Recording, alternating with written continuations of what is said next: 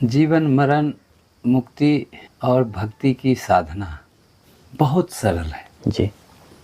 इतनी सरल है जो दुनिया में जितनी भी कार्य है उससे तो ज़रूर सरल है। लेकिन हमारे भक्तों को ऐसा अंधविश्वास में इतने पंथ बन गए हैं जो भ्रमित हो रहे हैं। भक्ति कहीं खोजना नहीं पड़ता है। भक्ति तो भाव से होती है, मन से होती है, आत्मा से होती है। दिखावा उसमें काम नहीं चलता। दिखावा का कोई ज़रूरत नहीं। दिखावा करोगे तो पाखंड है। लेकिन अभी के भक्त, अभी के मनुष्य जितने भी हैं, मैं सबके लिए कहता हूँ, पर्सनल किसी की बात नहीं कर रहा हूँ। जो हमें इस धरती पर अनुभव हुआ है उस अनुभव के अनुकूल मैं भक्तों को सुनाते रहता हूँ। जितने भी चैनल वाले आए सबको मैं एक ही बात कहा हूँ, दूसरा कुछ नहीं कहा हूँ, क्योंकि दूसरा कुछ है ही नहीं जो मैं कह सकता हूँ। जी। न हमारे मन में है, न दिल में है, और न हमारी वाणी में है।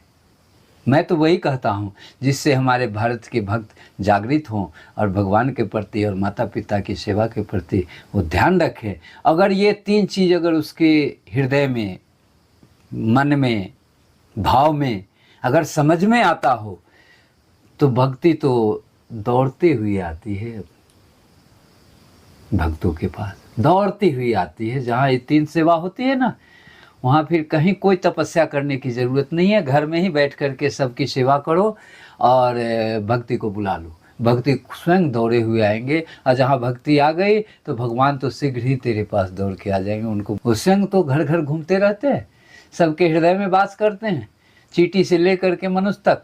ये मनुष्य क्या सोचता है, अरे हम ही तो है, बाकी ये सब क्या है, सब छोटे मोटे ये सब जानवर है, ये चींटी है, ये बंदर है, ये कुत्ता है।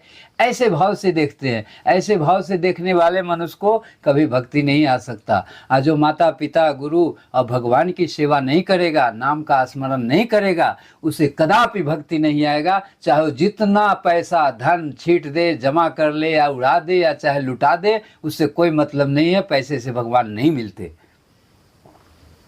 भगवान तो मिलते हैं भाव से, प्रेम से, और वो शुरू से देखते हैं, क्योंकि भगवान ने ही इस धरती पर बैठ करके यह सारी स्थिति को समझाया है मनुष्य को।